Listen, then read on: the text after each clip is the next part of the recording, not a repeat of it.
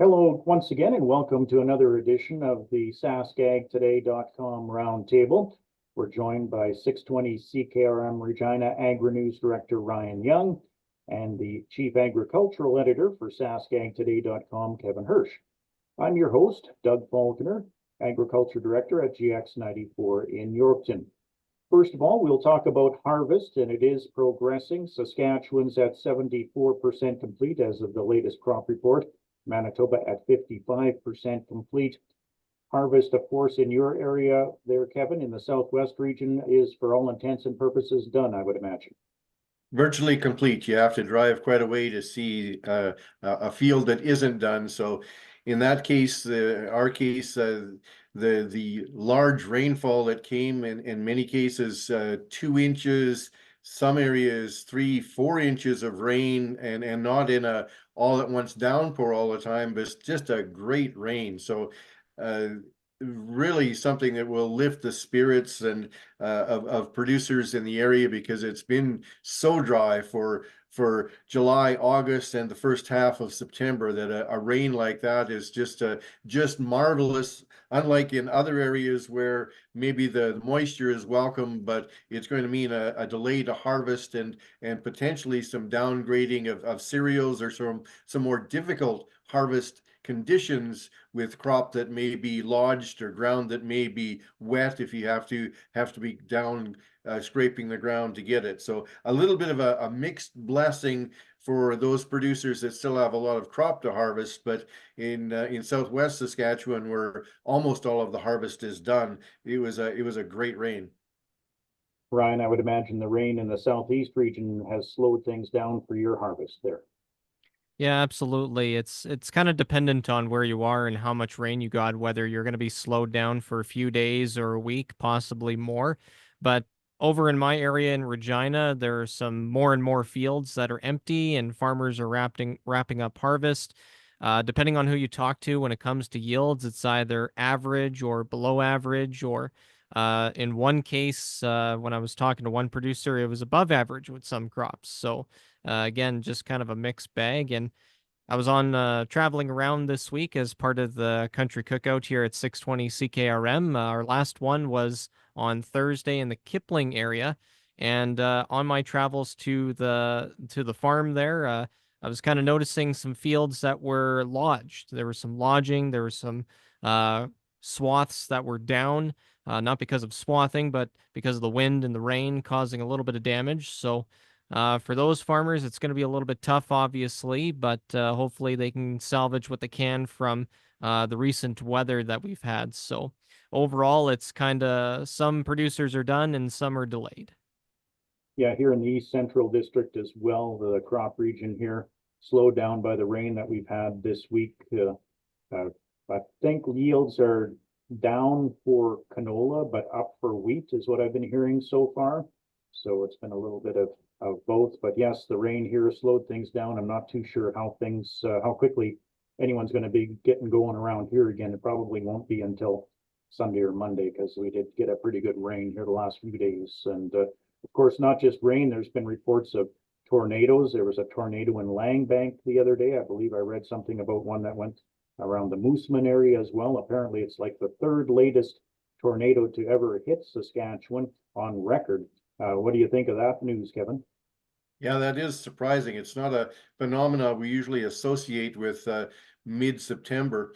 But here I'm at Eston Regional Park, where we have a cabin. Just it's across the river from where I farm, and it was also interesting last night. A whole lot of rumbling, rolling thunder, and a shower came through. And I hear there was some severe weather north of here, where things weren't very good, and actually had some hail again last night. So the weather can really throw curveballs at you.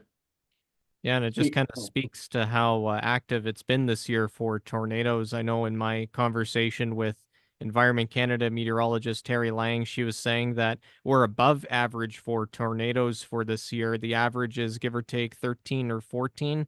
I think with the few reports now, that might be close to 20 overall for this year, but thankfully no EF5 tornadoes or 4 tornadoes or anything like that. So if we can take one positive out of that, it's that. And speaking of north of you, Kevin, Northwest Terminal at Unity made an announcement this week regarding the future or potential future of that grain terminal. It's tough in the grain industry overall, and I know farmers might not see this or realize this, but in my opinion, the whole grain handling system has become quite overbuilt. The major companies have been expanding in recent years, and we've had the addition of G3 as a new player. We've had other new players such as Grains Connect. Meanwhile, the increase in production that everybody was predicting has been slow to materialize, and the crops have not been ever increasing year over year. And the other factor is that more and more canola is going to domestic crushing plants rather than going into the export market. So I think you see a lot of terminals that are running far below capacity. You see pressure on margins. And if you make some trades and get caught on the wrong side of prices going up or down in your grain trading, you can also lose money. So it's sad to see a farmer-owned company such as Northwest Terminal idle its elevator, still keeping its alcohol industrial alcohol business going, but idled its elevator, voluntarily said we don't have a grain license anymore, so they won't have to pay licensing and bonding fees. But it's unlike other cases we've seen where licenses have been revoked. This one was canceled because they weren't going to buy from producers anymore, and to my knowledge, they didn't leave any producers still owing any money. But the future of that very efficient and large facility at Unity, Saskatchewan is certainly up in the air, whether it will be sold or continue to be mothballed for the foreseeable future. All right, and then we'll move on to the canola prices. And Ryan, I know you spoke with Adam Pacalo on Friday about canola and wheat prices. How are prices this week compared to last week?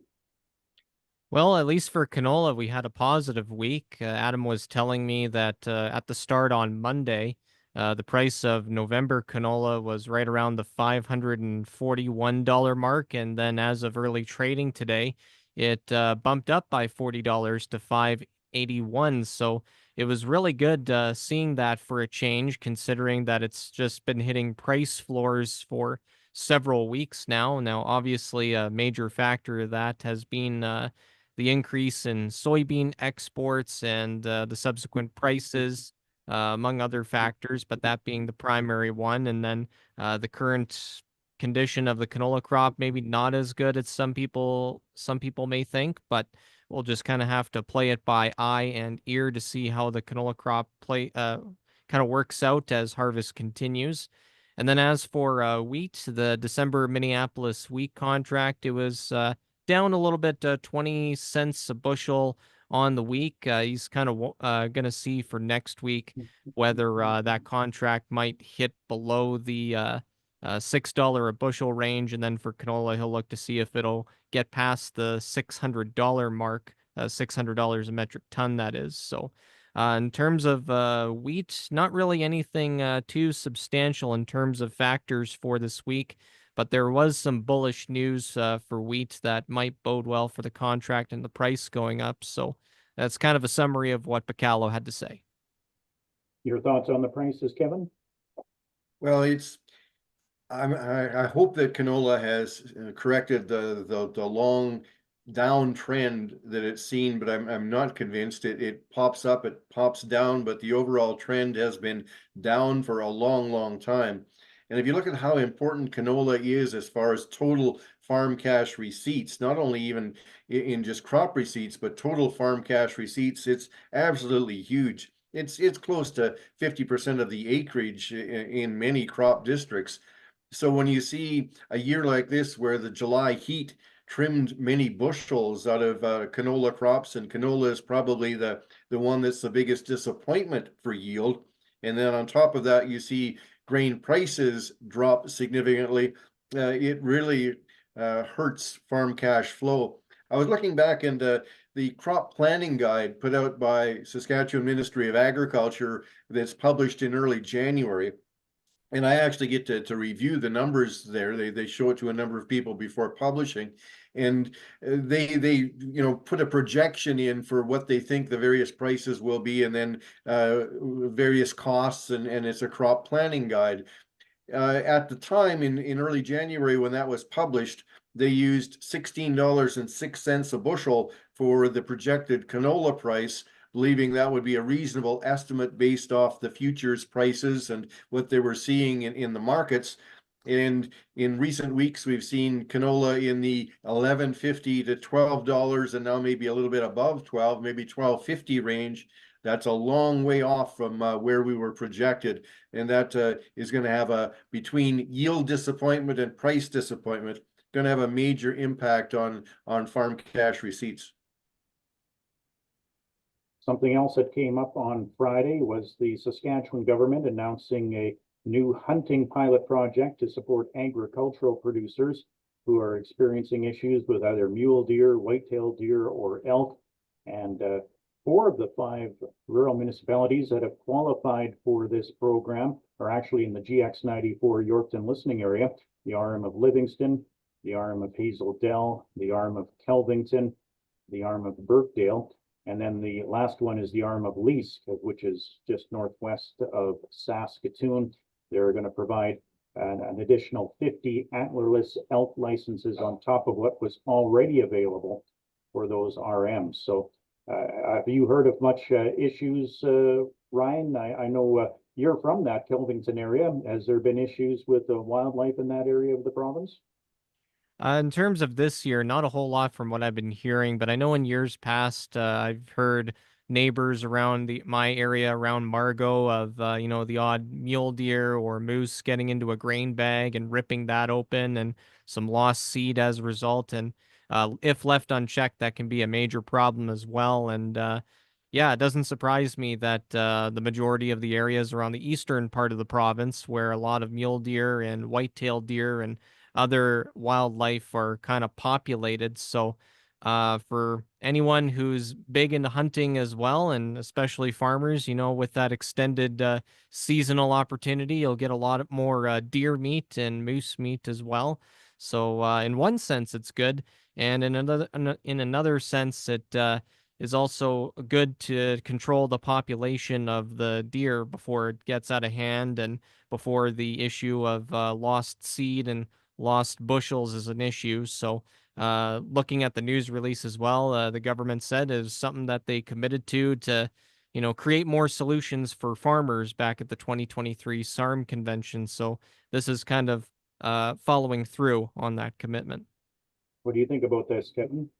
Well, as we're getting into the time of year where wildlife damage can be a problem, and over the winter months, grain bags, as Ryan mentioned, as well as haystacks, and a lot of damage where if the numbers are just too high, and particularly if the winter ends up being severe. So good to see it in the whole hunting. And I'm not a hunter, but talking to people, it's my understanding that it's not you because of chronic wasting disease and the fact you have to send the head away and wait for results as to whether the meat should be consumed or not.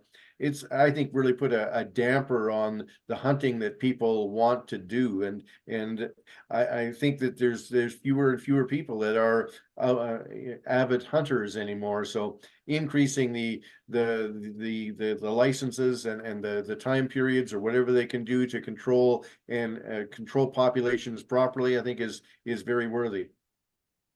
And one last thing I wanted to touch on this week was the Farming for Health project here in Yorkton. The Health Foundation of East Central Saskatchewan is the recipient of funding from this Farming for Health project every year. A bunch of farmers and all the ag companies, the dealerships, they all get together and they seed some wheat and they seed some canola, and they alternate every year as to which fields, so they keep the crops pretty clean. But anyway, they just did the canola crop on Tuesday, I believe it was, here just north of Yorkton, and then just right after the Labor Day long weekend, they'd combined the wheat crop south of Yorkton.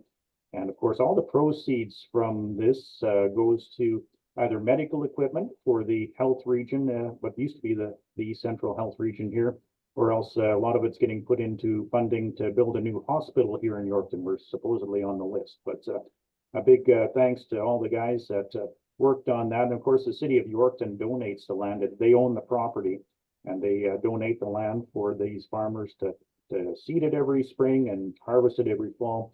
And we don't know yet how much they've raised, but once again, another great year by the sounds of it. Their wheat harvest, they figure their yields were pretty good for wheat, but canola was down a bit. But otherwise, they were pretty happy. They were going to be getting a premium for both the wheat and the canola from the local elevators that will be accepting it. So I'm not sure if there's any other similar activities out there. Have you heard anything of this on your side of the province, Kevin? Well, there's typically there's a Canada Food Grains Bank that does some similar stuff, and I know Lions Club at Cabri has traditionally done something similar. So, I think we have to also realize that a lot of the inputs are donated from the agribusiness companies as well. So farmers contribute their time and oftentimes their machinery, but sometimes machinery comes from dealerships, and inputs such as seed and fertilizer and crop protection products is often donated, and that just increases the amount of money that can be raised for these worthy causes. It's a great effort and really brings communities together. Well, on that note, that'll do it for this week's edition of the SaskAgToday.com Roundtable. On behalf of 620 CKRM AgriNews Director Ryan Young and the Chief Agricultural Editor for SaskAgToday.com, Kevin Hursh, I'm GX94 Yorkton Agriculture Director Doug Falconer saying so long until next time.